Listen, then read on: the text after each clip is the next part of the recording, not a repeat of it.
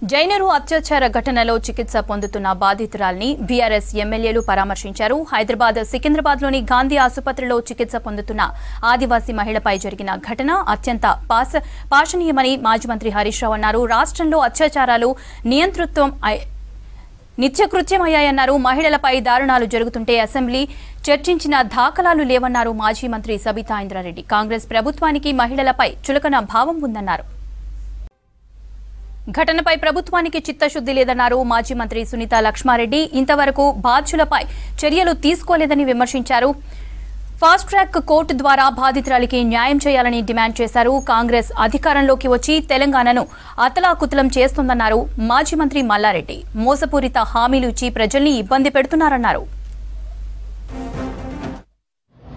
చాలా దారుణంగా ఆమె పైన అత్యాచార యత్నం చేసి రాయితో ముఖం మీద దాడి చేయడం జరిగిందనేటువంటి విషయాన్ని వారి కుమారుడు చెప్తా ఉన్నారు.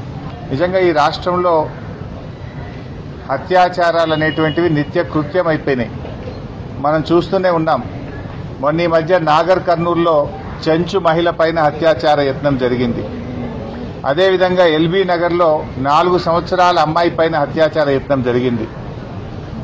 పెద్దపల్లి జిల్లా సుల్తానాబాద్లో 6 సంవత్సరాల అమ్మాయి పైన అత్యాచార యత్నం జరిగింది.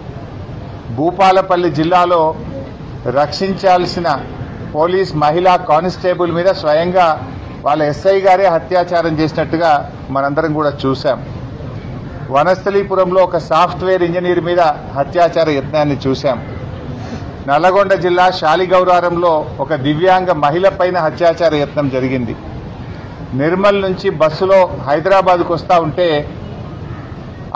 ఆ ప్రైవేట్ బస్సులో డ్రైవరే మహిళ పైన అత్యాచార యత్నం చేసిందని ఆ మహిళ ఉస్మానియా యూనివర్సిటీ పోలీస్ స్టేషన్లో కంప్లైంట్ చేసిన విషయాల్ని మనం చూసాం. అంటే ఇలా ఈ ప్రభుత్వం వచ్చిన తర్వాత అసలు లా అండ్ ఆర్డర్ అంతా కూడా కుప్పైపోయింది.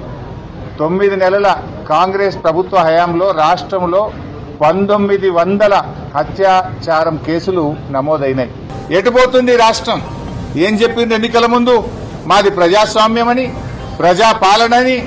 ఇవాళ ఫేక్ ఎన్కౌంటర్లు చేస్తున్నటువంటి పరిస్థితి కూడా కనబడతా ఉంది.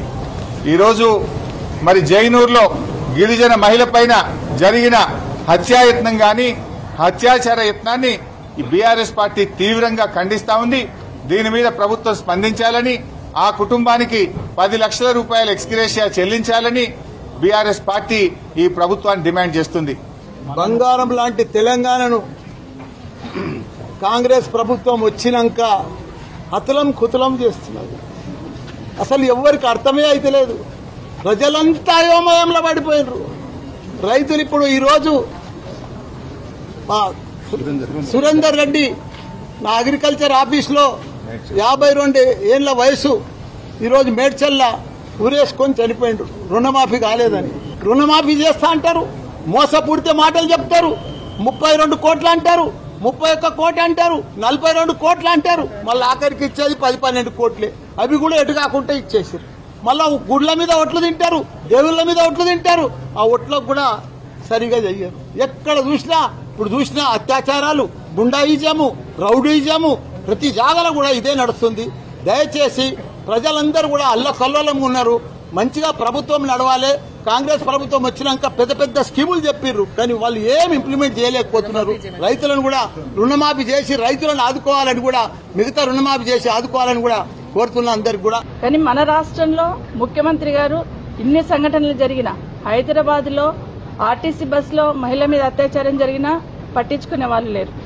మహిళల మీద సామూహిక అత్యాచారాలు జరుగుతున్నా పట్టించుకునే వాళ్ళు లేరు. తల్లి పక్కన పడుకున్న చిన్నారి మీద, 6 సంవత్సరాల చిన్నారి మీద అత్యాచారం జరిగినా అడిగే నాదుడు లేకుండా అయిపోయింది. ఈ రాష్ట్రంలో భయానక పరిస్థితులు నెలకొన్న సందర్భాన్ని చూస్తున్నాం. ఈరోజు ఆ మహిళను మనము జైనూర్ సంఘటనలు జరిగిన వీళ్ళ మదర్ని ఏదైతే చూస్తున్నామో నిజంగా చాలా చాలా బాధ అనిపిస్తా ఉంది. ఇమీడియట్ గా వాళ్ళ మీద ఇక్కడే కాదు ఎక్కడ కూడా అత్యాచారాలు జరుగుతున్న వాళ్ళ మీద ఇమీడియట్ గా యాక్షన్ తీసుకున్న సందర్భం అయితే కనిపిస్తలేదు. ఇప్పటికైనా ఏ మూల చూసినా ఏదో ఒక సంఘటన జరుగుతుంది. ముఖ్యమంత్రి గారు ఇప్పటికైనా మీరు కళ్ళు తెరిచి రివ్యూ చేసి ఇలాంటి సంఘటనలు పునరావృతం కాకుండా నిర్ణయం తీసుకోవాలని డిమాండ్ చేస్తా ఉన్నాం. ఈ రోజు ఆ మహిళను చూస్తా ఉంటే నిజంగా హృదయం చల్లిస్తా ఉంది. జీవోత్సవంలా పడి ఉంది ఆమె. నిజంగా కూడా కాన్షియస్ లా లేదు. మరి ముఖం అంతా గాయాలతో, బాడీ అంతా కూడా గాయాలతో, మరి పరిస్థితి చాలా దయనీయంగా ఉంది. ఆమెకు మంచి వైద్యాన్ని అందించాలని చెప్పేసి మేము డిమాండ్ చేస్తా ఉన్నాం. అదేవిధంగా ఒక మహిళకు ఏంటంటే ఏదైనా ఇటువంటి సంఘటనలు జరిగినప్పుడు రాష్ట్రంలో వచ్చి పరామర్శించి చేతులు దులుపుకుంటుంది ప్రభుత్వం తప్ప దానిపైన సీరియస్ గా మళ్ళీ ఇన్వెస్టిగేట్ చేసి యాక్షన్ తీసుకోవాలన్న ఆలోచన ఈ ప్రభుత్వానికి లేదు అన్నట్టుగా కనిపిస్తా ఉంది. ఈ 9 నెలల్లో మహిళల పైన అనేక దాడులు, అత్యాచారాలు, అఘాత్యాలు జరిగినా కూడా ఉట్టిగా స్పందించి వదిలేస్తా ఉన్నారు. ఇప్పుడు కూడా మేము డిమాండ్ చేస్తా ఉన్నాం, దాడిలో మరి పాల్పడేటువంటి వాళ్ళందరినీ కూడా గుర్తించి మరి ఇప్పటికైనా ప్రభుత్వం స్పందించి ఫాస్ట్ ట్రాక్ కోర్ట్స్ ఏర్పాటు చేసి ఇమీడియట్ వాళ్ళపైన యాక్షన్ తీసుకున్నట్టయితే ఇవి తిరిగి పునరావృతం కాకుండా